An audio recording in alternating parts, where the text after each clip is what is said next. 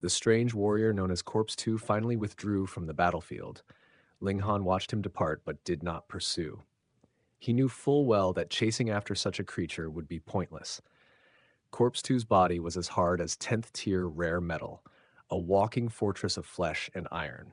Even if Ling Han stood there striking for an entire day, breaking through that defense would not be easy. And more importantly, Corpse 2 was no lifeless corpse. He would never simply stand still and allow himself to be carved apart. As the eerie figure vanished into the distance, a faint sense of urgency stirred within Ling Han's heart. Originally, he believed the turmoil caused by the rise of the Purple Moon Empire would keep the five great sects and the Thousand Corpse sect fully occupied within the Middle State. In his calculations, those massive powers would have little interest in distant lands like the eastern, southern, western, and northern regions, yet reality had just proven otherwise. The Thousand Corpse sect had already reached out with its claws. Fortunately, what they had sent was only a heaven-tier expert. But even that single move was enough to ring alarm bells in Ling Han's mind. The pace of unification had to accelerate. Only when the world lay beneath a single banner would every battlefield become his own domain. When that day came, wherever Ling Han fought, the strength of the nation would flow into him like a tide. The blessing of the Empire's destiny would amplify his power.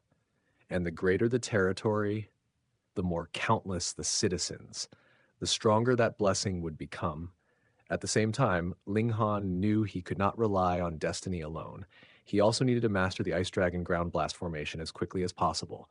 That was a 10th tier formation, a terrifying weapon that could grant him the battle strength he desperately needed right now. His journey then led him to Bloodflame Valley. There, persuasion was offered first. But to those stubborn figures who refused to bow or listen to reason, Ling Han's mercy ran dry. For the sake of the greater cause, for the dream of splitting open the heavens themselves, he hardened his heart and acted without hesitation.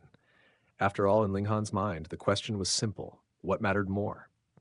The lives and future of the entire world, or the ambitions of a few individuals who clung desperately to their personal power? As the great sects of the northern region, including the mighty Winter Moon sect, surrendered one after another, the unification of the North began to unfold with remarkable smoothness. Wherever the Imperial army advanced, white flags soon followed. A heaven-grade alchemist, a warrior with heaven-tier battle strength. Those two identities combined into a force that few dared oppose, invincible. Once the Northern campaign concluded, Ling Han finally began the journey back. After a short period of rest and reorganization, the next phase would begin. The West region would fall first.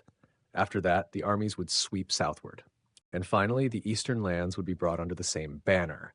When that was done, the entire outer world would stand unified. The battles within the Middle State, however, would have to be left to the Purple Moon Empire and to the mysterious Ma Duobao.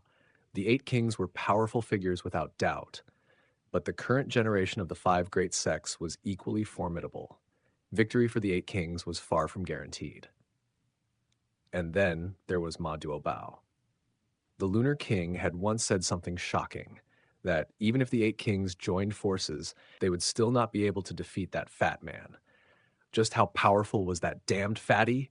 Even Ling Han could not help wondering. Meanwhile, Helion Shunshui had already moved the capital of the empire to Cold Wind City within the northern region. The choice of location was no accident. First, Cold Wind City lay almost perfectly at the heart of the northern lands, making it an ideal center for command and deployment. Second, the city's name contained the character Han. For Helion Shunshui, that was reason enough. 7 days later, Ling Han and his companions finally returned to the imperial capital. What greeted them left Ling Han deeply satisfied. Helion Shunshui truly possessed extraordinary talent when it came to governing a nation. In such a short time, Cold Wind City had already transformed into a city worthy of an empire's throne. Its walls stood tall, its avenues bustled with activity, and the atmosphere carried the dignity of a royal capital. Yet what pleased Ling Han the most was not the architecture, it was the people.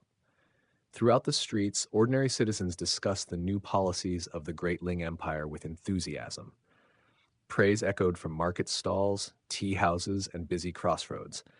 The government had begun implementing policies that truly considered the welfare of the people, and the people responded with genuine gratitude.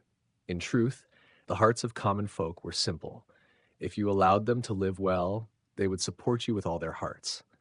For the first time, Ling Han felt that the ordinary people were beginning to see him not merely as a heaven-grade alchemist, nor simply as an overwhelming martial expert, but as their emperor.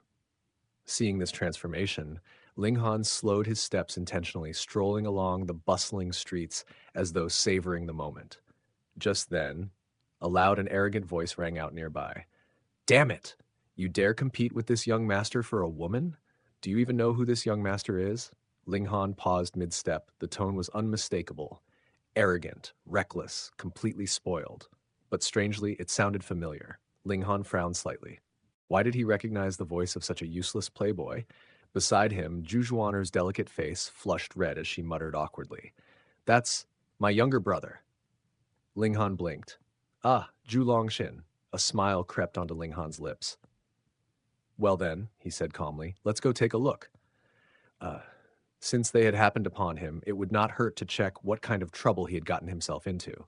But when Ling Han glanced up at the building before them, he immediately shook his head. Spring Full Pavilion, a famous establishment where men sought pleasure and indulgence. A souteneur hurried forward to greet them. "Welcome, honored guests." But the man suddenly froze mid-sentence. The group before him was bizarre. A grown man, a peerless beauty, a beautifully dressed little girl, and a rabbit. What kind of combination was this? At that moment, a golden blur dashed forward. The gold-seeking rat leapt up and scratched the souteneur across the face. "Why did you ignore me? Why did you ignore me?" Ling Han quickly grabbed the furious rat and pulled it back. Then he casually tossed the man a gold bar. Pointing toward the second floor, he asked calmly, "What's happening up there?" The souteneur was still shaken by the monstrous rat that had just attacked him. The creature looked chubby enough to remind him of hot pot ingredients, yet its claws had sliced his skin open effortlessly. But when he saw the gold bar, his fear vanished instantly. "My lord," he said eagerly, "two customers are quarreling because of jealousy." The situation was simple. Two wealthy young masters had both taken a liking to the same hostess. More specifically, they both wanted to claim her first night, but such a thing could only belong to one person. First, they tried competing with money. When that failed, the argument escalated to comparing family backgrounds, the classic behavior of spoiled, rich young men. Just then, a voice drifted down from upstairs. "You look pretty decent. Could it be you're a catamite?" One of the young masters mocked with a grin. Another voice exploded in anger. "This young master is Zhu Longxin. Do you know what those three words mean?" He puffed out his chest proudly. "My sister is the #1 genius of the northern region, the most beautiful woman in the world, Zhu Zhuaner. And my brother-in-law is even more impressive. He's the emperor of the great Ling Empire and a heaven-grade alchemist, Ling Han." "Ha ha!" The other spoiled youth burst into laughter. "If that's the case, then I'm Ling Han myself. Come on, catamite, be obedient and call me brother-in-law." Zhu Zhuaner's face turned dark with anger. The insult was clearly directed at her. Hu Nu, however, clapped her hands happily. "Good, good. Let's give him the pretty woman." Peng, peng. Fists began flying upstairs. Zhu Longxin roared furiously. "You're not worthy to be this young master's brother-in-law. Why don't you take a piss and look at your own reflection? I'll beat your face until it's unrecognizable. As if I'm afraid of you." The two youths began brawling violently. The entire pavilion descended into chaos. Because both of them came from powerful families, none of the staff dared interfere. Instead, the guests quickly scattered to avoid being dragged into the conflict. Soon the fight spilled out onto the main street. The two young men rolled across the ground like common street thugs, punching and kicking wildly. Neither possessed any real martial skill. Before long, their faces were swollen and their clothes were covered in dust. The commotion quickly attracted the city guards. Within moments, both troublemakers were seized. "Impudence!" the other spoiled youth shouted while being restrained. "How dare you arrest me? Do you know who I am?" He lifted his chin arrogantly. "I'm Qian Feng. My older brother is Qian Wuyong. Do you know who Qian Wuyong is? He's His Majesty's close brother and one of his right-hand men." Hearing this, Ling Han's brows slowly knit together. A member of the Qian family, back in Huyang Academy, many of his old companions had joined the army and taken up important positions. Though their cultivation was not particularly high, Ling Han trusted them completely, but there had never been enough time to cultivate a proper backbone for the empire's military. And now, uh, problems like this were beginning to surface. The great families had once lived with pride and status. Those habits were difficult to erase. Ironically, after arriving in the relatively barren northern lands, their arrogance had only grown stronger. Their respect had faded. Ling Han's gaze grew colder. It seemed the time had come to put certain people in their place. The sun hung low over the sprawling capital of the great Ling Empire, casting long shadows across the cobbled streets as tension simmered like a storm about to break. Qianfeng's sharp shout cut through the evening air, and for a moment, even the most hardened soldiers faltered. This was no ordinary figure they faced. Qian Wuyong's kin, a man whose name alone carried weight across the empire. To seize him now might invite the wrath of the powerful, yet hesitation was a dangerous luxury in the emperor's presence. Zhu Longxin, his arrogance as boundless as the empire itself, pushed forward with reckless audacity. My sister is Zhu the future queen of the great Ling Empire. Capture him for this young master. Lock him in the imperial prison. His voice dripped with entitlement, as if the empire itself were his personal playground. Hunyu's eyes blazed with indignation. She knew Ling Han's heart, and this insult ignited her protective fury. Yet Ling Han, ever calm, allowed the scene to unfold. A microcosm of the empire's decadence revealed itself before him, a stage where vanity and authority clashed in raw display. Two young masters, refrain from causing a scene, follow us to the Imperial Guard headquarters. We must follow procedure, an officer intervened, his tone both courteous and commanding. Even without verified identities, the imperial capital demanded respect for law and order. Impersonators would find no leniency here. But Zhu Longxin and Qian Feng, unaccustomed to restraint, pressed on, daring to challenge decorum. Their rivalry over Zhu Xuan'er was a petty contest of pride and desire, yet the rules remained inexorable. Public spectacle rather than private vengeance would determine their fate. Ling Han's gaze swept over the scene, contemplative. Expansion and governance, he mused, required more than ambition. It demanded discipline and enforcement. With measured authority, he rose and commanded, "Seize them both. Escort them to the east gate and flog each one 100 times." Qian Feng's outrage was immediate, his voice cracking with fury. "Who are you to issue such orders? Do you know who my brother is?" Before the challenge could escalate, a hushed reverence swept through the soldiers. Brother-in-law, Zhu Longxin stammered, panic mingling with awe, and then, as if the heavens themselves had intervened, recognition dawned. "Your Majesty!" Soldiers fell to their knees in synchrony, the weight of sovereignty pressing upon every shoulder.